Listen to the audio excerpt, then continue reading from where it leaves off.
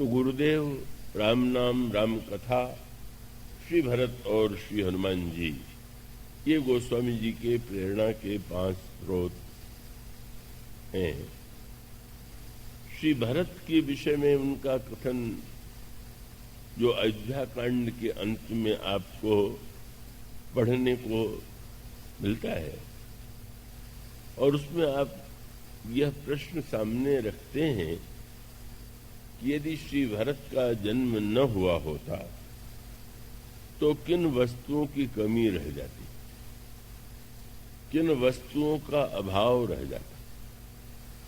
और तब उन्होंने एक प्रश्न जैसे कोई कर रहा हो, और उसके लिए उन्होंने को शब्द का प्रयोग किया। ये को मानो एक प्रकार के चुनौती का स्वर है, और सारे रामचरितमानस में अनेक भक्तों के साथ इस शब्द का प्रयोग तो किया गया है। शिव सम को रघुपति व्रतधारी, बिनु अघ तजी सती अस नारी। किंतु को शब्द, अक्षरी को शब्द का प्रयोग जितनी बार श्री भरत के लिए किया गया वैसा किसी के लिए नहीं। अयोध्या कांड में भी कई बार प्रभु स्वयं यह श्रीमुख से कहते हैं, जिस समय आप अयोध्या में विराजमान थे और शकुन होने लगा, का उस शकुन का क्या फल हो सकता है।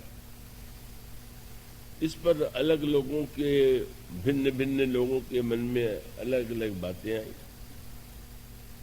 पर जब प्रभु और श्री किशोरी जी ने परस्पर बातचीत किया, श्री राम पर अंक भगवान श्री सीता जी और श्री राम के का श्री किशोरी जी का वाम अंग फड़क रहा, श्री प्रभु का दहिना अंग, तो उस समय प्रभु कहने लगे श्री किशोरी जी से, और श्री किशोरी जी ने भी यही कहा कि मुझे भी ऐसा ही लगता। क्या भगवान श्री राम सीता जी से कहते हैं, यह सगुन बता रहा है कि भरत आगमन सूचक है।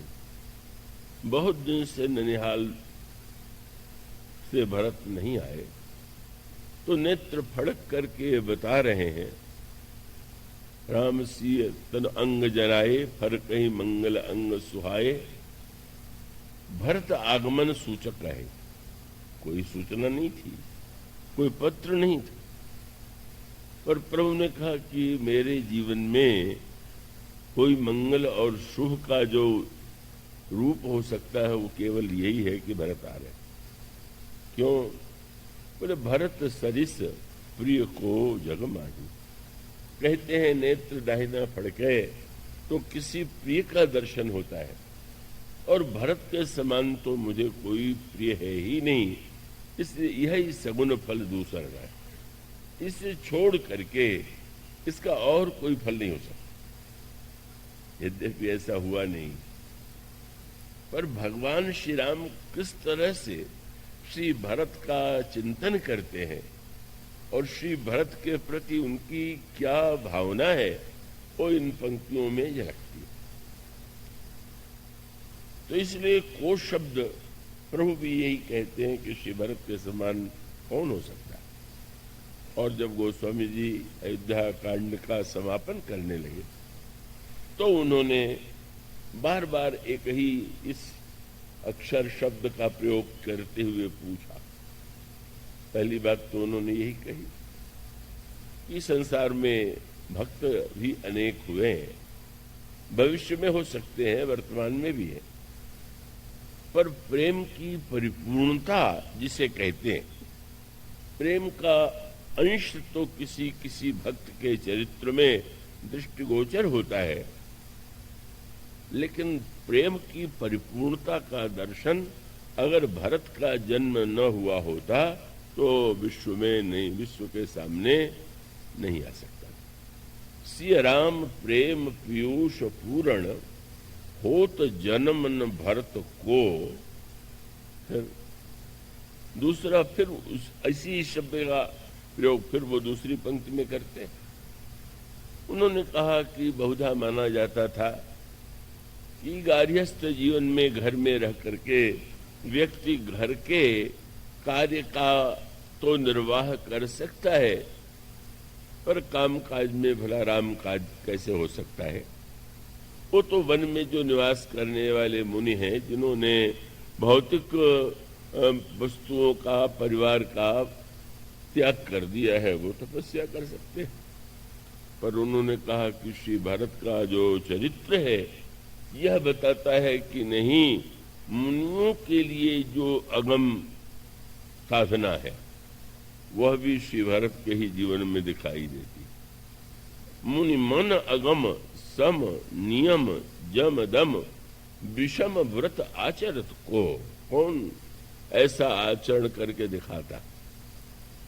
और उससे आगे बढ़ करके उन्होंने तीसरी बात की, ऐसे मुनि, ऐसे महापुरुष हुए हैं कि जिनके आचरण के द्वारा वे धन्य हो गए, जिनके आचरण के द्वारा उनको ब्रह्मलोक की प्राप्ति हुई, वे वंदनीय माने गए। लेकिन अपने दुख की समस्या, अपने दोष की समस्या का इसको दूर करना भी एक विशेषता है, लेकिन समाज में जो दुख है, दोष है, दरिद्रता है, दीनता है, ये कैसे दूर। और तब उन्होंने यही कहा, यह कार्य भी केवल श्री भरत के द्वारा ही पूरा हुआ, अन्य किसी के द्वारा नहीं। गोस्वामी जी की वह तीसरी पंक्ति है जिसमें फिर से वे को शब्द का प्रयोग करते हैं। दुख, दाह, दारिद्र, दंभ, दूषण, सुयस मिस अपहरत को। और फिर इन तीन बातों के बाद उन्होंने कहा कि श्री भरत का जन्म न हुआ होता तो प्रेम की परिपूर्णता भी सामने न आती। श्री भरत का जन्म न हुआ होता तो मुनियों के लिए अगम साधना का स्वरूप न आ पाता। अगर वे न आए होते, उनका जन्म न हुआ होता, तो समाज का जो दुख है, दोष है, दरिद्रता है, दंभ है, उसे कौन दूर कर पाता। पर अंत में उन्होंने कहा, ये न सोचिएगा कि श्री भरत के जन्म से उस युग के लोगों की का लाभ या हानि थी। ये नहीं कि उस युग में श्री भरत न आए हुए, न आते तो समाज की बड़ी हानि थी। उन्होंने कहा इस युग में, और ये युग तो सबसे कठिन युग है। और फिर अपने लिए उन्होंने कहा, एक तो युग ही बड़ा कठिन, और फिर मुझ जैसा दुष्ट। अपने लिए गोस्वामी जी बार बार इसी शब्द का प्रयोग करते हैं। उन्होंने कहा कि अगर श्री भरत का जन्म न हुआ होता, उनका चरित्र, उनका प्रेम न होता, तो कलिकाल तुलसी से सठनी हठी राम सन्मुख करत। इस युग में अगर मुझ जैसा दुष्ट व्यक्ति प्रभु के सन्मुख पहुंच पाया तो श्री भरत की ही कृपा है। इन शब्दों में श्री भरत के प्रति गोस्वामी जी की धारणा प्रकट होती है।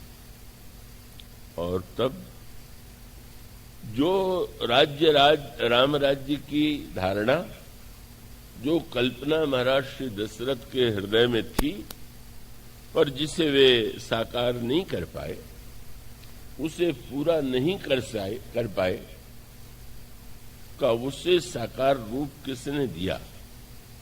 राम राज्य का दर्शन क्या है, राम राज्य का विचार क्या है, राम राज्य का व्यवहार क्या है, अगर किसी ने समाज के सामने पूरी तरह साकार किया तो वो है एकमात्र श्री भरत।